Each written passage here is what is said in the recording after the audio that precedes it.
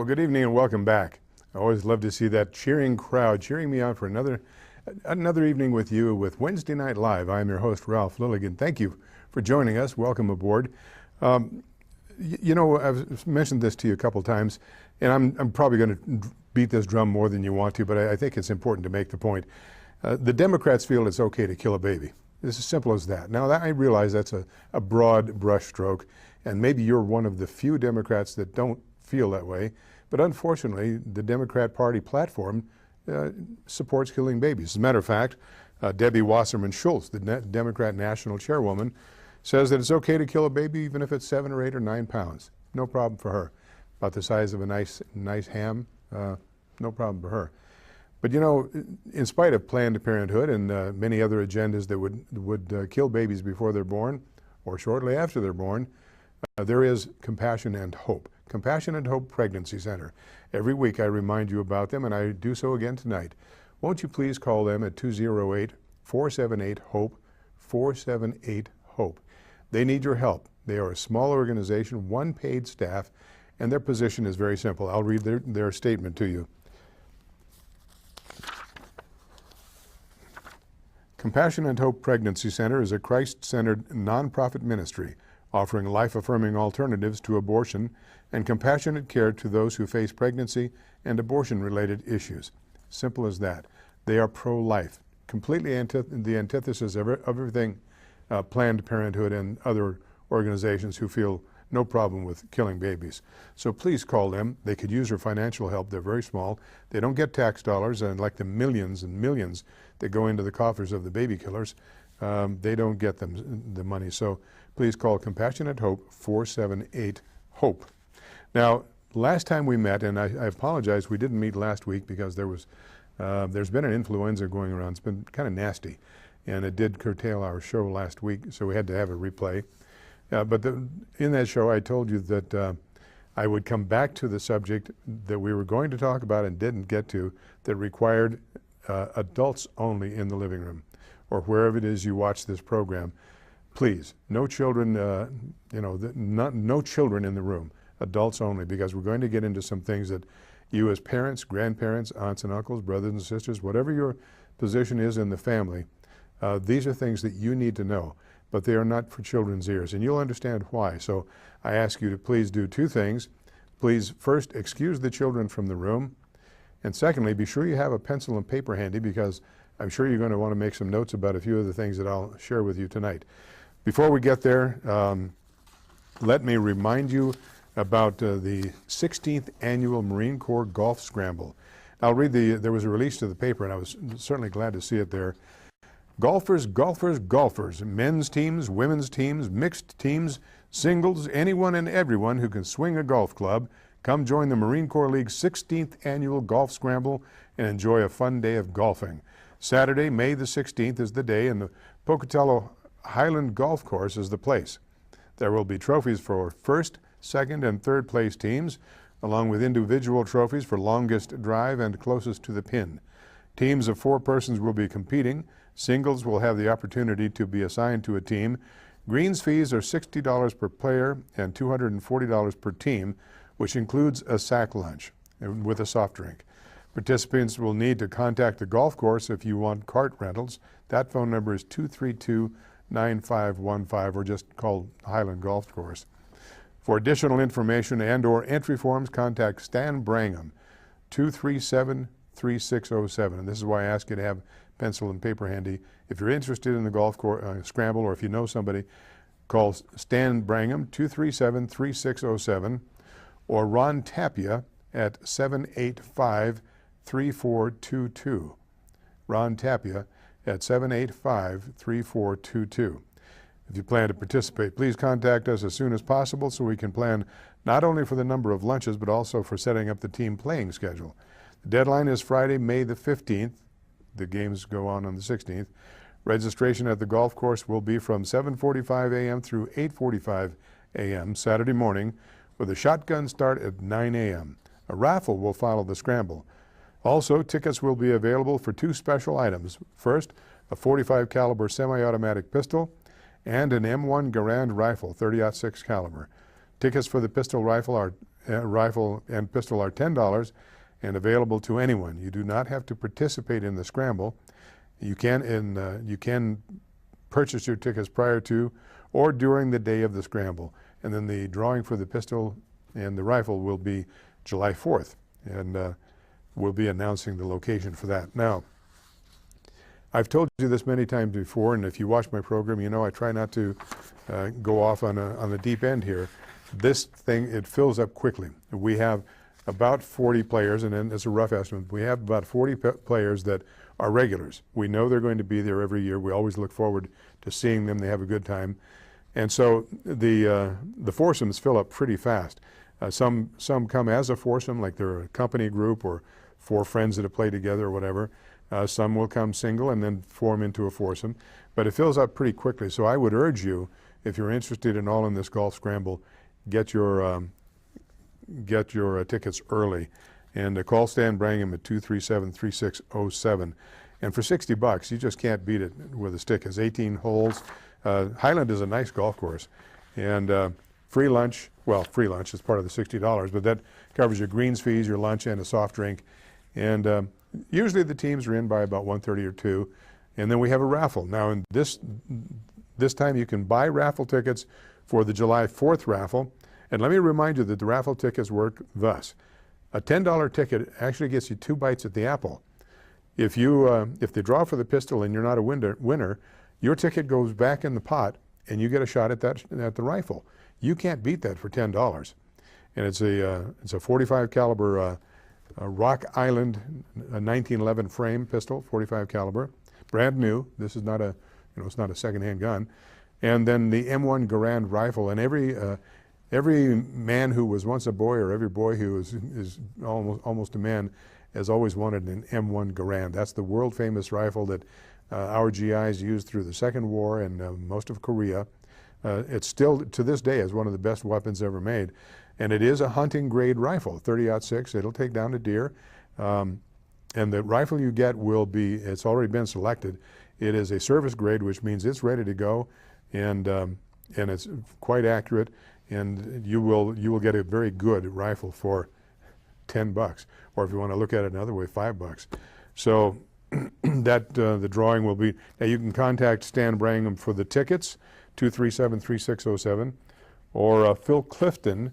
Phil Clifton can be reached at 241-0594, 241-0594. That's Phil Clifton, or Bud Smalley, 221-7783. Bud Smalley, 221-7783.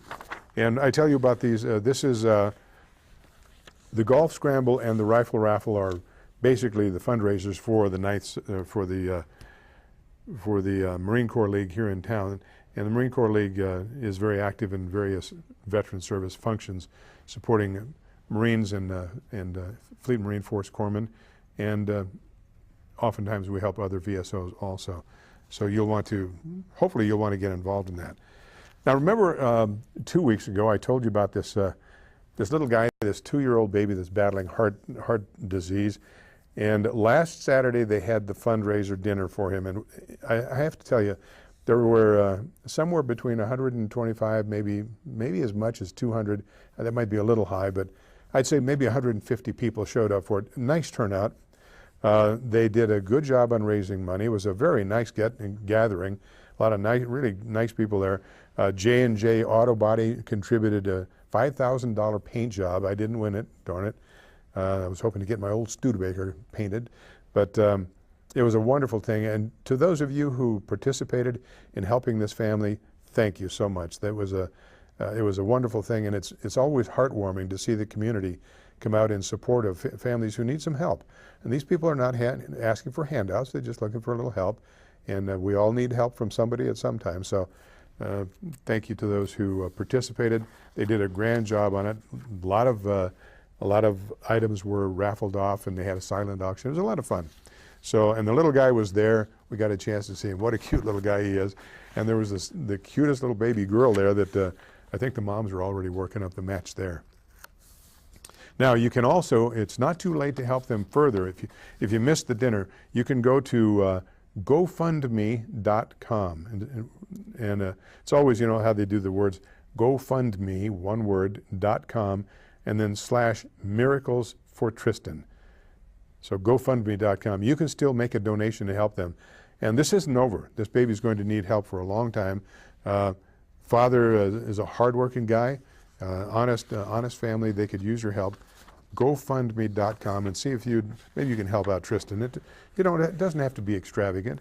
If everybody in the community came up with $5, wouldn't that be a blessing for this family? Okay.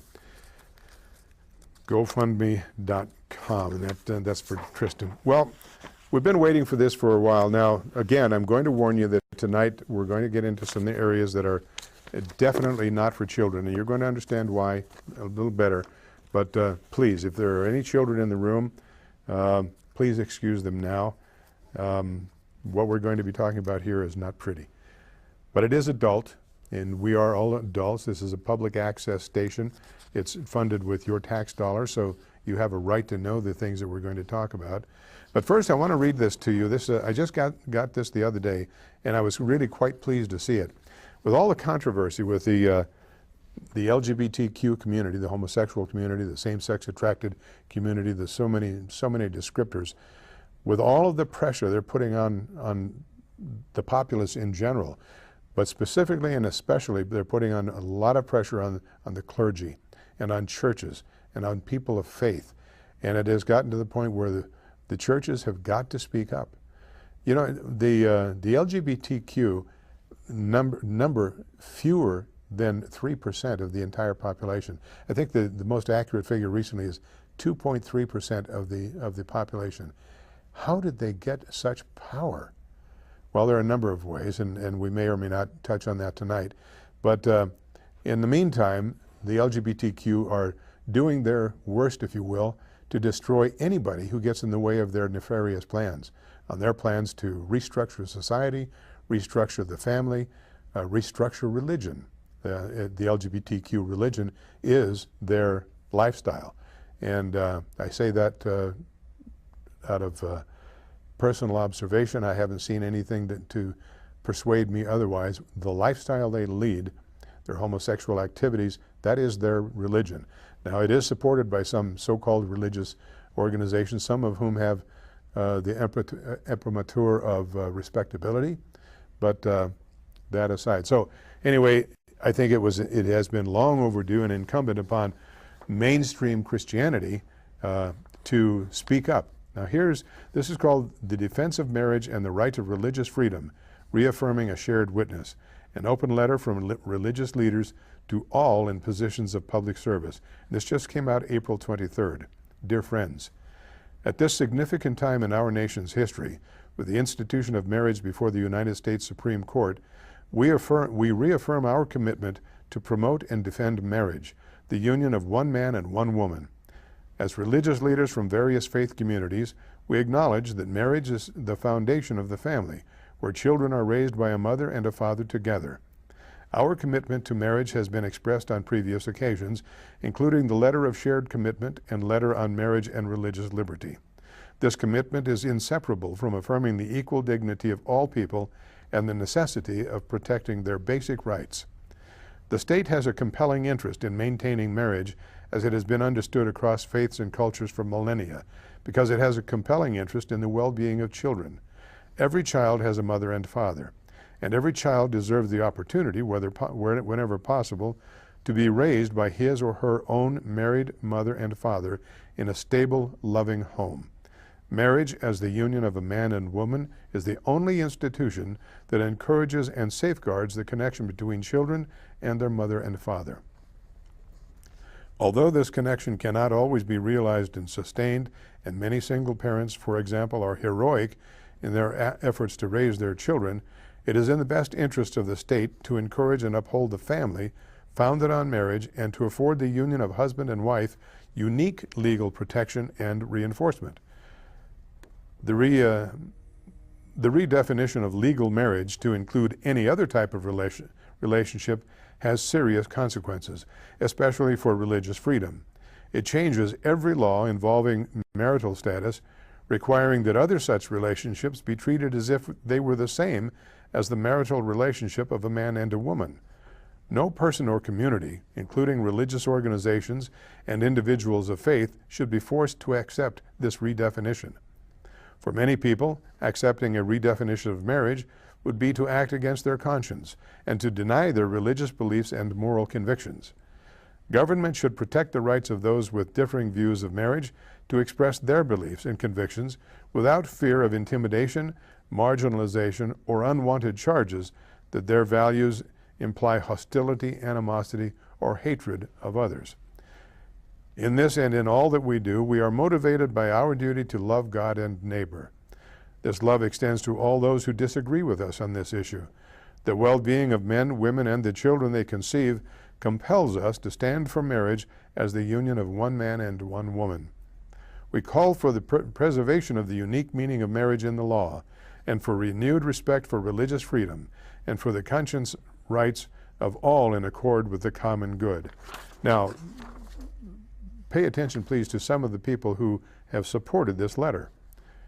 The president of the National Association of Evangelicals, Archbishop and primate of the Anglican Church in North America, the presiding bishop of the International Pentecostal Holiness Church, bishop of the North American Lutheran Church, Archbishop of San Francisco, the chairman, Archbishop of America, president of the Holy Eparchial Synods, Great Orthodox and Archdiocese of America, Conservative Congregational Christian Conference, Lutheran Church Missouri Synod, the president, Bishop, Evangelical Congregational Church, Archbishop of Louisville, President, United States Conference of Catholic Bishops, General Superintendent of the Wesleyan Church, and I'm really skipping over some of these, President, Southern Baptist Ethics and Religious Liberty Commission, Founder and President, Seymour Institute for Black Church and Policy Studies, Chief Offices, the Free Methodist Church USA,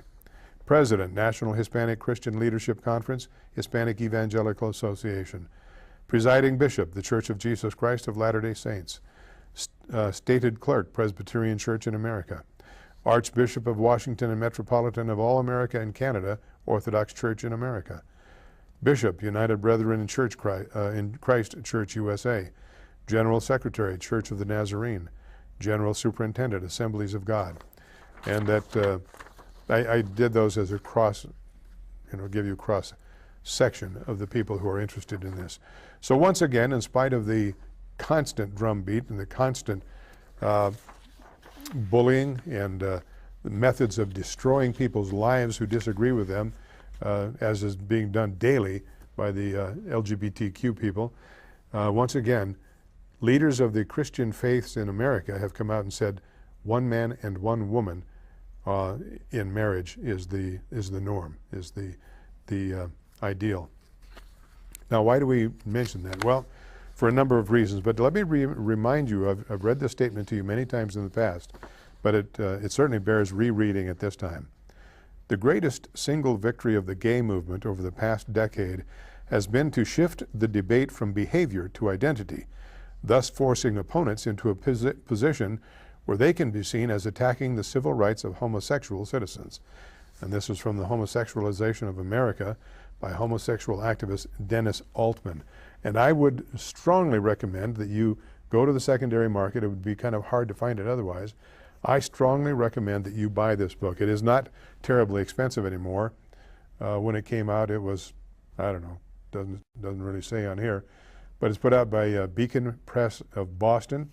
It's called The Homosexualization of America by Dennis Altman. I strongly urge you to purchase this, because the fight that we're in is a fight to the death, truly. Satan over God, if you will, as it has to do with the family. The traditional, millennials old, since the dawn of time, tradition of one man, one woman as mother and father of the family. So read this, The Homosexualization of America.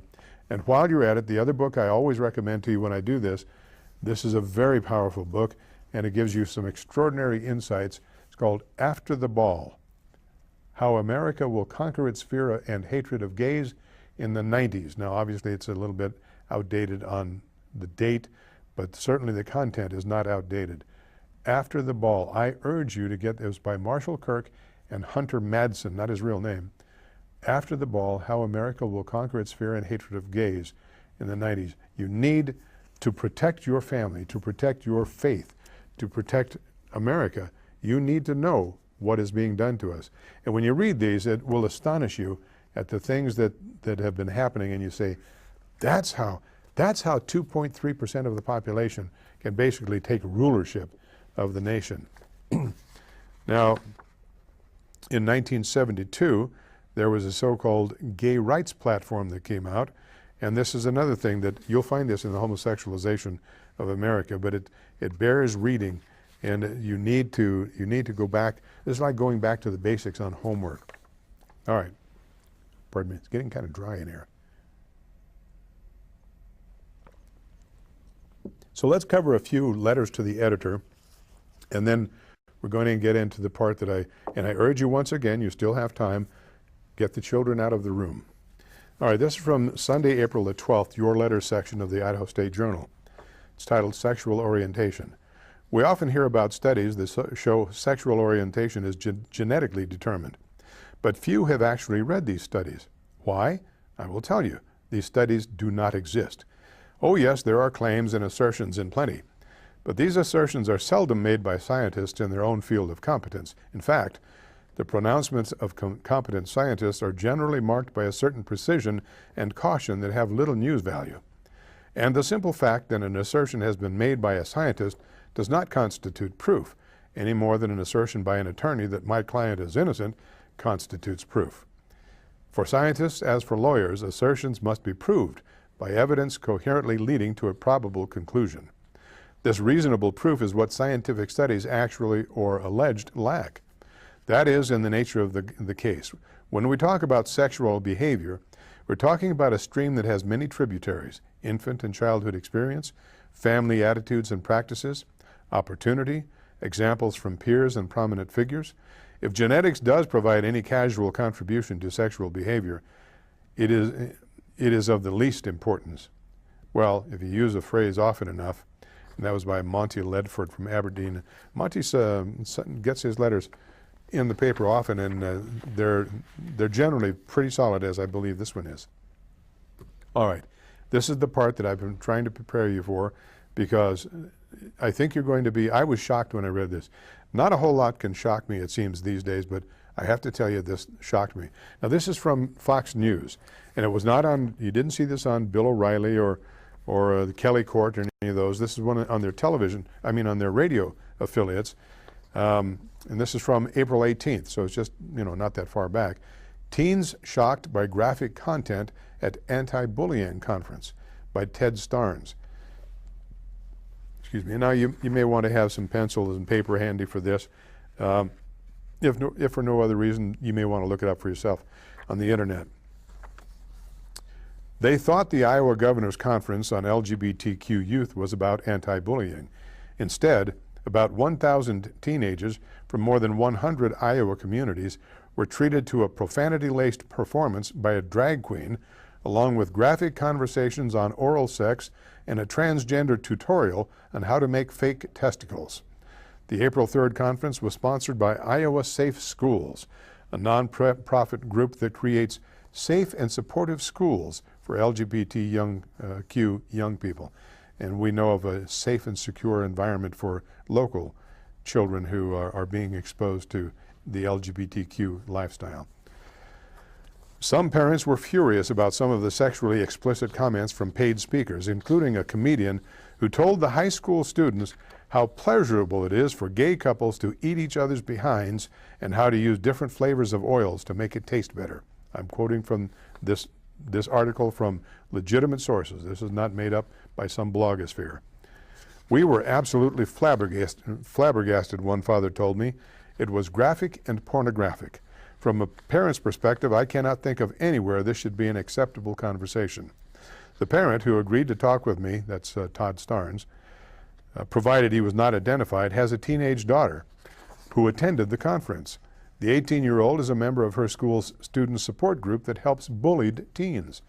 She thought the conference would give the group better ideas on how to deal with bullying issues, the parent told me. but there was hardly anything about that. The parent described sessions about where discussions were held on how to clean yourself before anal sex and the pleasure you can get from eating your partner's backside. Television station Local 5 News obtained cell phone video filmed by a student at the conference where an attendee asked, "Is anal painful?" For paid speakers to be in front of a group talking about how to avoid choking during oral sex, I cannot fathom where that would be an appropriate conversation, the father told me. He said the teachers and other students in his daughter's class were extremely uncomfortable, and eventually the entire delegation left. The principal did talk to the kids and apologized to them for putting them in an uncomfortable situation, the father told me. If we would have known how explicit it was, we would not have encouraged them to go.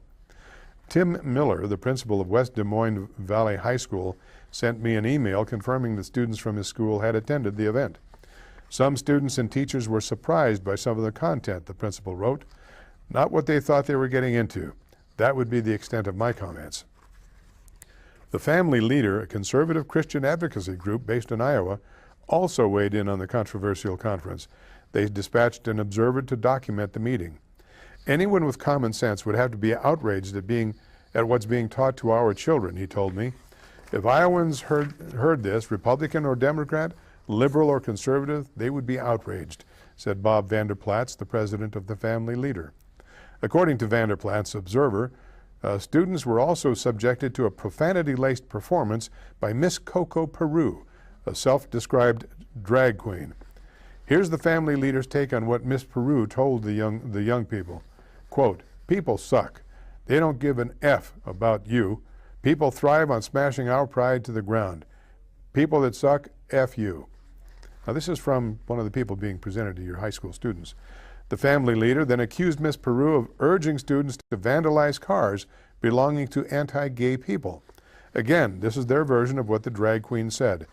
Reach down inside yourself and give them a blessing, then slash their tires. I can't believe Iowans of any stripe would endorse this keynote speaker, Vanderplatz told me. I had a chance to speak with the Family Leader's Observer.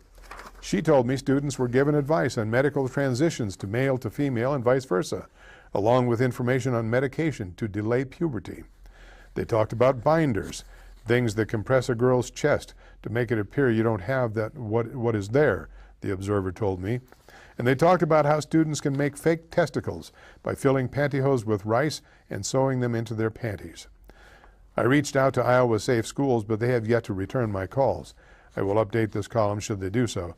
Executive Director Nate Monson told Local 5 News that while some questions were graphic in nature, they were still questions. We know that kids don't have a chance to ask questions in schools, he told the television station. When their health class rolls around and they're talking about sex ed, they're talking about just heterosexual students. For the first time ever in a lot of these LGBT kids' lives, they had a chance to ask questions about themselves. Iowa Safe School posted additional information on its Facebook page and website, blasting the Family Leader and accusing them of distorting the conference and misquoting the speakers. Bob's mean-spirited rhetoric is a reminder that many LGBTQ youth face hostile communities, schools, and even homes, read a message posted on the website. Bob has a large base of support across the state and uses it to bully LGBTQ youth. They said the Family Leader has tried to bully, intimidate, and take away a special event for Iowa students, parents, and educators. It should be noted that Iowa Safe Schools did not specify how the Family Leader distorted the conference or which speakers were misquoted. There's no doubt that Vanderplatz and the Family Leader will be called anti-gay for exposing the tawdry side of this teenage conference. This isn't about being anti-gay, Vanderplatz said. This is about a destructive conference for children. Bullying is a terrible thing, and it's a very real problem in American schools for both gay and straight students. Many of the young people who attended the Iowa Governor's Conference on LGBTQ youth did so because they cared about their classmates. They wanted to learn how to stand in the gap for others. And yet some of these good-hearted kids were made to feel uncomfortable and, quite frankly, fearful. The individuals I spoke with begged me to protect their identities, deeply concerned about potential backlash from activists. How sad that a group of young people found themselves bullied at an anti-bullying conference. And it says here, Todd Starnes is host of Fox News and Commentary heard on hundreds of radio stations. Now you see why I said this is not for children. This is pretty graphic. We have been seeing an extraordinary push to literally destroy the family as we know it, the traditional family.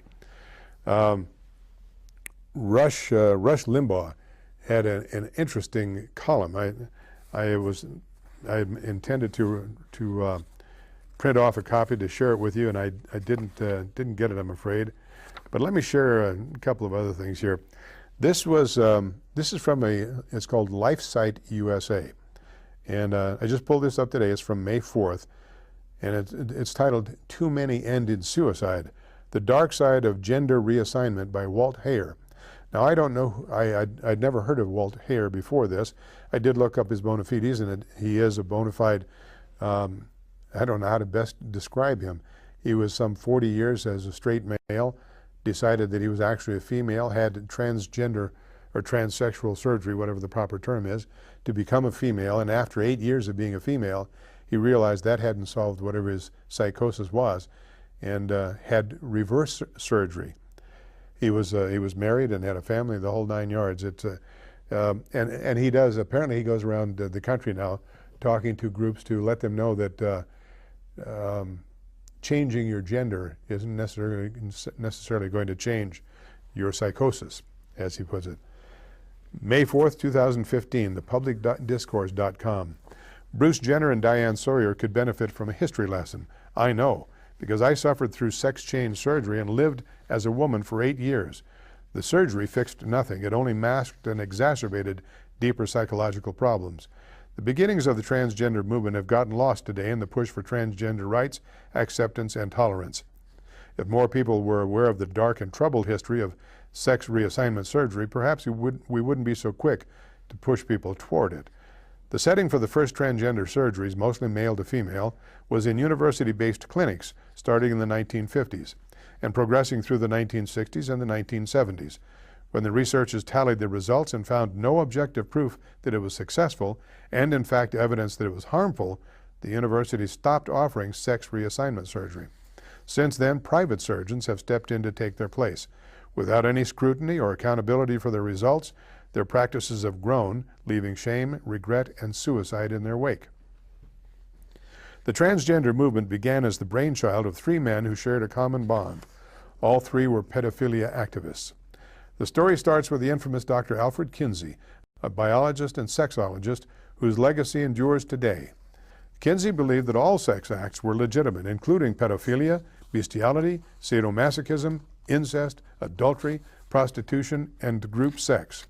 He authorized despicable experiments on infants and toddlers to gather information to justify his view that children of any age enjoyed having sex.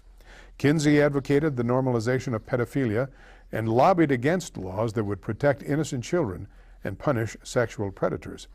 Transsexualism was added to Kinsey's repertoire when he was presented with a case of an effeminate boy who wanted to become a girl. Kinsey consulted an acquaintance of his, an endocrinologist by the name of Dr. Harry Benjamin. Transvestites, men who dressed as women, were well known. Kinsey and Benjamin saw this as an opportunity to change the transvestite physically, way beyond dress and makeup. Kinsey and Benjamin became professional collaborators in the first case of what Benjamin would later call transsexualism. Benjamin asked several psychiatric doctors to evaluate the boy for possible surgical procedures to feminize his appearance. They couldn't come to a consensus on the appropriateness of feminizing surgery. That didn't stop Benjamin. On his own, he began offering female hormone therapy to the boy. The boy went to Germany for partial surgery, and Benjamin lost all contact with him, making any long-term follow-up impossible. The third co-founder of today's transgender movement was psychologist Dr. John Money, a dedicated disciple of Kinsey and a member of a transsexual research team headed by Benjamin. Money's first transgender case came in 1967 when he was asked by a Canadian couple, the Reimers, to prepare a botched circumcision on their 2-year-old son, David. Without any medical justification, Money launched into an experiment to make a name for himself and advance his theories about gender, no matter what the consequences to the child. Money told the distraught parents that the best way to assure David's happiness was to surgically change his genitalia from male to female and to raise him as a girl. As many parents do, the Reimers followed their doctor's orders, and David was replaced with Brenda. Money assured the parents that Brenda would adapt to being a girl and she would never know the difference. He told them that they should keep it a secret, so they did, at least for a while. Activist doctors like Dr. Money always look brilliant at first, especially if they control the information that the media report. Money played a skilled game of catch me if you can, reporting the success of the boy's gender change to the medical and scientific community, and building his reputation as a leading expert in the emerging field of gender change. It would be decades before the truth was revealed. In reality, David Reimer's adaptation to being a girl was completely different from the glowing reports concocted by Money for journal articles. By age 12, David was severely depressed and refused to return to see Money. In desperation, his parents broke their secrecy and told him the truth of the gender reassignment. At age 14, David chose to undo the gender change and live as a boy. In 2000, at the age of 35, David and his twin brother finally exposed the sexual abuse Dr. Money had inflicted on them in the privacy of his office. The boys told how Dr. Money took naked photos of them when they were just 7 years old. But pictures were not enough for Money. The pedophilic doctor also forced the boys to engage in incestuous sexual activities with each other. The consequences of Money's abuse were tragic for both boys. In 2003, only 3 years after going public about their tortured past, David's twin brother, Brian, died from a self-inflicted overdose. A short while later, David also committed suicide. Money had finally been exposed as a fraud, but that didn't help the grieving parents whose twin boys were now dead. The exposure of Money's fraudulent research results and tendencies came too late for people suffering from gender issues. Using surgery had become well established by then, and no one cared that one of its founders was discredited. Dr. Money became the co-founder of one of the first university-based gender clinics in the United States at Johns Hopkins University, where gender reassignment surgery was performed. After the clinic had been in operation for several years, Dr. Paul McHugh, director of psychiatry and behavioral science at Hopkins, wanted more than Money's assurances of success immediately following surgery. McHugh wanted more evidence, long-term. Were patients better off after surgery? McHugh assigned the task of evaluating outcomes to Dr. John Meyer, the chairman of the Hopkins Gender Clinic. Meyer selected 50 subjects from those treated at the Hopkins Clinic, both those who had undergone gender reassignment surgery and those who had not had surgery. The results of this study completely refuted Money's claims about the positive outcomes of sex change surgery. The objective report showed no medical necessity for surgery. On August 10, 1979, Dr. Meyer announced his results. To say this type of surgery cures psychiatric disturbance is incorrect. We now have objective evidence that there is no real difference in the transsexual's adjustments to life in terms of job, educational attainment, marital adjustment, and social stability. He later told the New York Times, "My personal feeling is that the surgery is not a proper treatment for a psychiatric disorder, and it's clear to me these patients have severe psychological problems that don't go away following surgery." Less than 6 months later, the Johns Hopkins Gender Clinic closed. Other university-affiliated gender clinics across the country followed suit, completely ceasing to perform gender reassignment surgery. No success was reported anywhere. It was not just that the Hopkins Clinic reporting lack of outcomes from surgery. Around the same time, serious questions about the effectiveness of gender change came from Dr. Harry Benjamin's partner, endocrinologist Charles Ihlenfeld.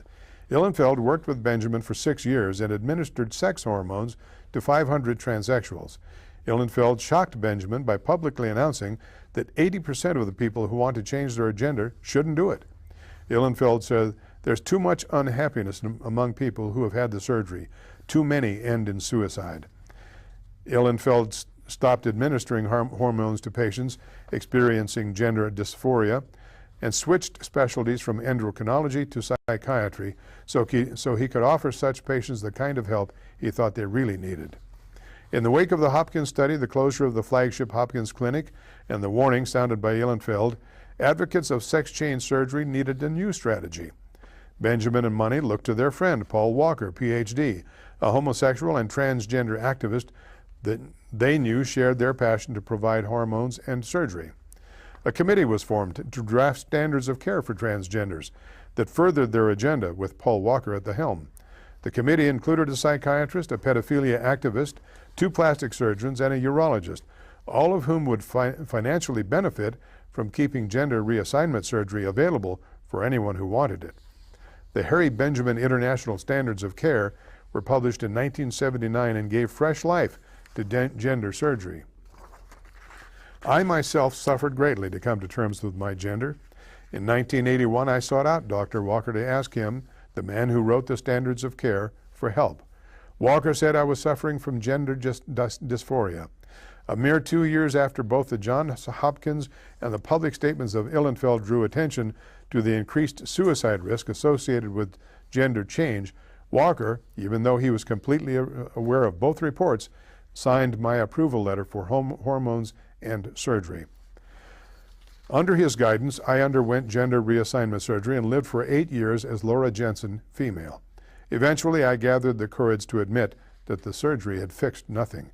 It only masked and exacerbated deeper psychological problems. The deception and lack of transparency I experienced in the 1980s still surround gender change surgery today. For the sake of others who struggle with gender dysphoria, I cannot remain silent. It is intellectually dishonest to ignore the facts that surgery has never been a medically necessary procedure for treating transgender dysphoria, and that taking cross-gender hormones can be harmful. Modern transgender activists, the descendants of Kinsey, Benjamin, and John Money, keep alive the practice of medically unnecessary transgender change surgery, by controlling the flow of published information and by squelching research and personal stories that tell of the regret, unhappiness, and suicide experienced by those who undergo such surgery. Negative outcomes are only acknowledged as a way to blame society for its transphobia. Transgender clients who regret having taken this path are often full of shame and remorse. Those who regret their decision have few places to turn in a world of pro-transgender activism. For me, it took years to muster the courage to stand up and speak out about that regret. I only wish Dr. Paul Walker had been required to tell me about both reports when I consulted him. The Hopkins study showing surgery did not alleviate severe psychological problems, and Ihlenfeld's observation of the continuing transgender unhappiness and high incidence of suicide after hormones and surgery. This information might not have stopped me from making that disastrous decision, but at least I would have known the dangers and pain that lay ahead. And then there's a note about Walt Heyer is an author and public speaker with a passion to help others who regret gender change. Through his website, sexchangeregret.com, and his blog, waltheyer.com, Heyer raises public awareness about the incidents of regret and the tragic consequences suffered as a result. Heyer's story can be read in novel form in Kid Dakota and The Secret at Grandma's House, and in his autobiography, A Transgender's Faith. Heyer's other books include Paper Genders and Gender, Lies, and Suicide, reprinted with permission from the Witherspoon Institute. Sorry. I've said this for many years now to you, and I've shared it with you, whether it was in our fight to have the onerous local ordinance overturned. And by the way, you may have noticed that we have seen nothing further on the ordinance. To my knowledge, there have been no tests of it. Why is that? Well, I'll tell you why I think it is. Because there was no problem to begin with that needed to be solved by having a so-called non-discrimination ordinance.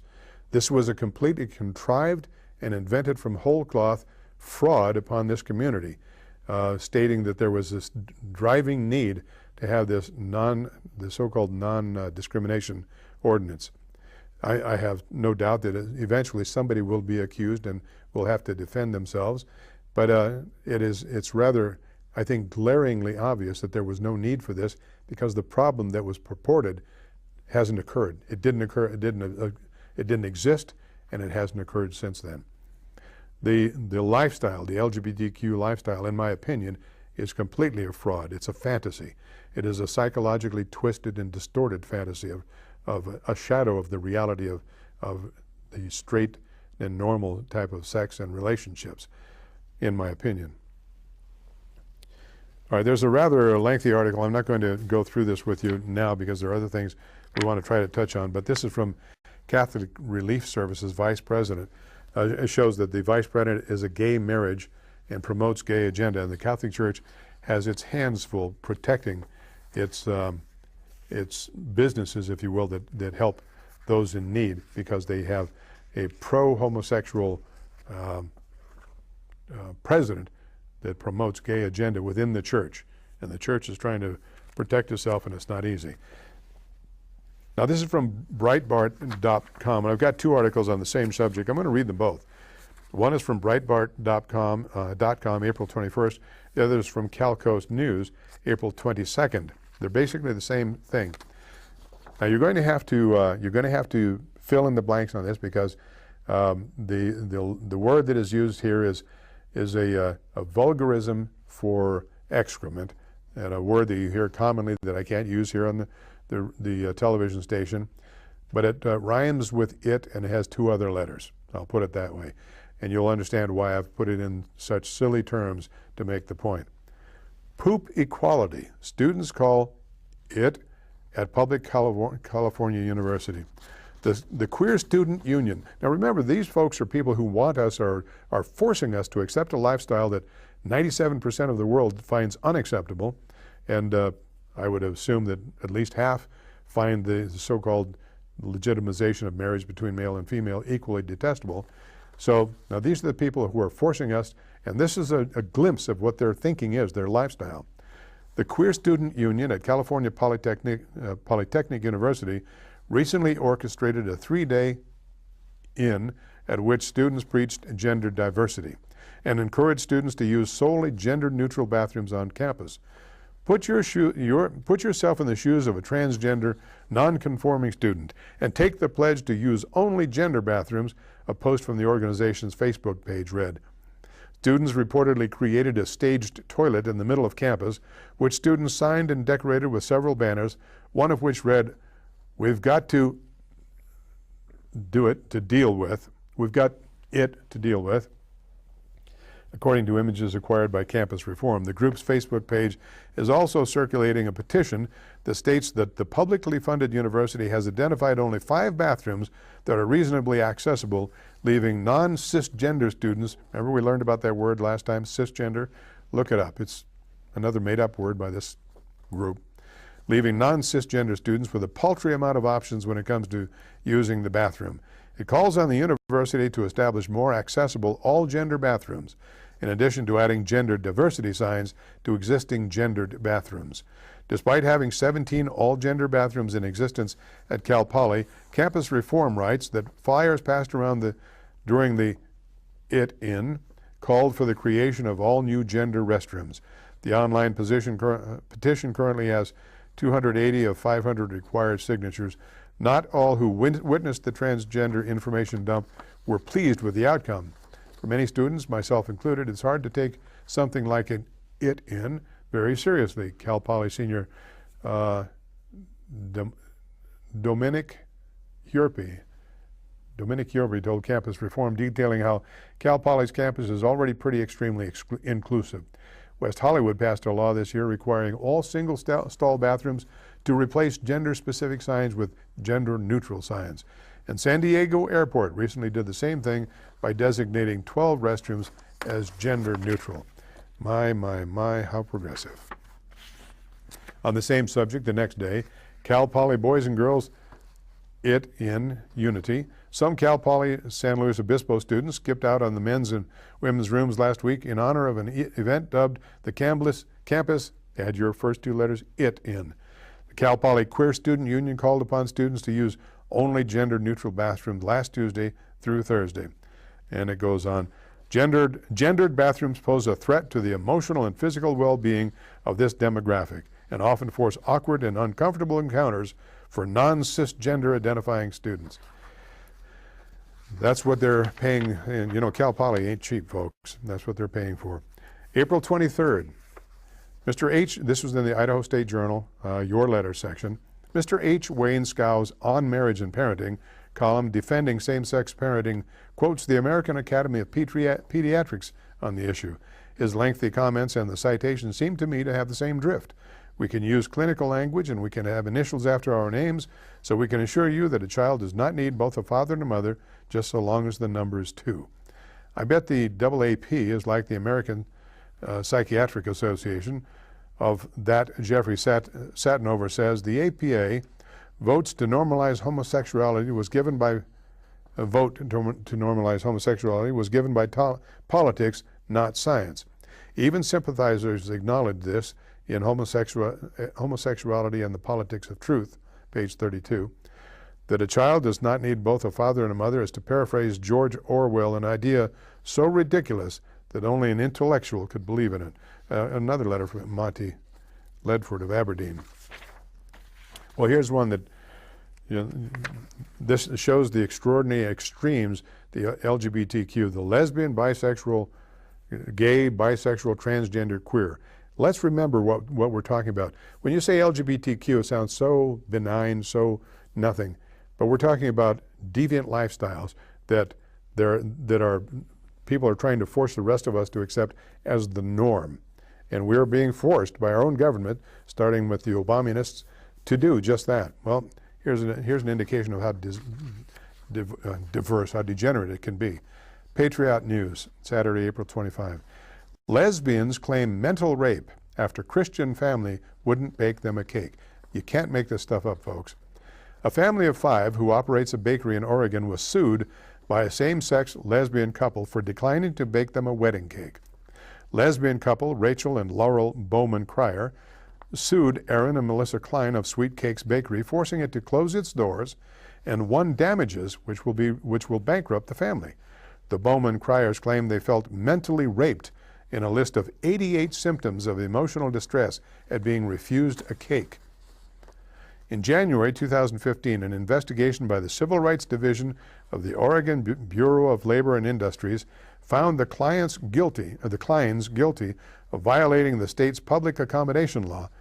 Remember, this is part of the Non-Discrimination Act, very same crapola that we got shoved down our throats by the last city council and affirmed by good old Steve Brown. He was the swing vote that shoved this down our throats. By denying Rachel and Laurel full and equal access to their bakery, which the state considers a place of public accommodation. What definition of accommodation is the Oregon Bureau of Labor and Statistics or Industries operating under? In order to reach $135,000, Rachel and Laurel submitted a long list of alleged physical, emotional, and mental damages they claim to have experienced as a result of the Klein's unlawful conduct. Remember, the unlawful thing was they refused to bake a cake for this couple's wedding. One of the women, whose name was redacted to protect her privacy, listed 88 symptoms as grounds for compensation. The other, whose name was also redacted, listed 90. Now, why are they allowed to hide their names when they're doing something this vile to these people that own this bakery, this mom and pop operation? These two degenerates are being allowed to hide while they destroy this family. Why? Examples of symptoms include acute loss of confidence, doubt, excessive sleep, felt mentally raped, dirty, and shameful, high blood pressure, impaired digestion, loss of appetite, migraine headaches, pale and sick at home after work, resumption of smoking habit, shock, stunned, surprised, uncertainty, weight gain, and worry. These are just a few of the 88 and the other one 90 symptoms they had of how they were abused.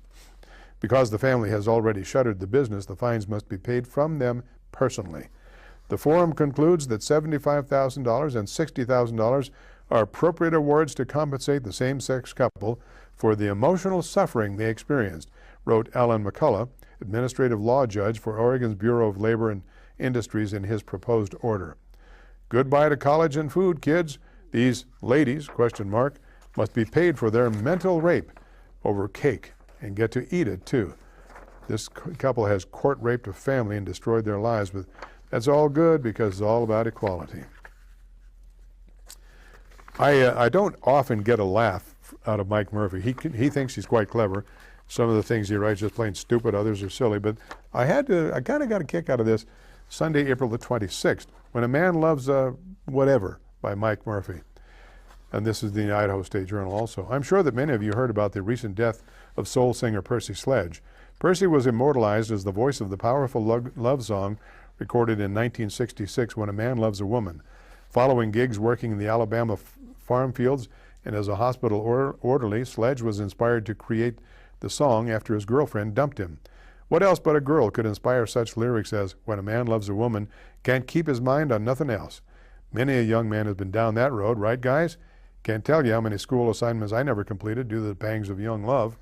And what married man could argue with such insightful lines as, when a man loves a woman, he'll spend his very last dime trying to hold on to what he needs. Just take a peek at your current credit card statement, fellas, if you doubt the truth of that aphorism. Sledge's death sadly adds to a growing list of deceased soul singers that many of us grew up listening to. My personal favorite was the godfather of soul, James Brown. Brown was born extremely poor in South Carolina. The family lived for a while in his aunt's brothel. Later, he was busted for robbery and formed a gospel quartet with his cellmates. There was just no one cooler than Mr. Dynamite as he belted out, "Baby, you did me wrong, so you got me, woman, well, you done me wrong. So you got me, woman," from his hit recording, Please, Please, Please. He ended his live performances by struggling off stage with his manager placing a cape over his shoulders. Then Soul Brother number one would throw the cape aside, fall to the floor, grab the mic and blab, "Please, please don't go." Believe me, the entire audience could feel his pain. Of course, no one has to place Ray Charles near the top of these greats. His mother was a sharecropper. His 4-year-old brother George drowned in a laundry tub, and Ray didn't see his father much, not because he was blind. That happened later. Dad just wasn't around. Charles' first #1 hit, I Got a Woman, in 1954, describes his woman this way: "She's there to love me both day and night, never grumbles or fusses, always treats me right." Now that description would definitely get a gal some dates on eHarmony. All of these great soul singers of the 50s and 60s lived hard-scrabble childhoods and were lucky to survive in some cases, let alone achieve success in the music industry. Likewise, even though my childhood friends and I back then definitely had it better, we still grew up in hard-working middle-class families, and to my knowledge, we were also successful in our chosen careers and turned out to be fairly normal. So what happened to Bruce Jenner? Now there's a man born the same year as me, received a college football scholarship, switched to the decathlon, won an Olympic gold medal in 1976, and was selected as AP Male Athlete of the Year. Cashing in on his fame, Jenner went into acting and was considered for Superman and James Bond roles. He had success as a race car driver. He fathered 6 children of his own, plus has the most famous stepdaughters in the world, the Kardashian girls. In other words, Bruce Jenner was the man's man of my generation. Now he's 65 years old, and what is his next goal in life? To become a woman. How did this happen? Well, there were some possible early warning signs. For instance, he attended Sleepy Hollow High School in New York for 1 year. Is it possible the legend of Sleepy Hollow curse rubbed off on Bruce and he's just now feeling its full impact? And that could explain his obsession with seeking a new head. Well, we're done, folks. God bless you. Thank you so much for joining us. Remember, pray for our nation, pray for Israel, and pray for the survival of the one-man, one-woman family. God bless you. Please join us next week. You can catch us again Sunday at noon. Time's up. Good night.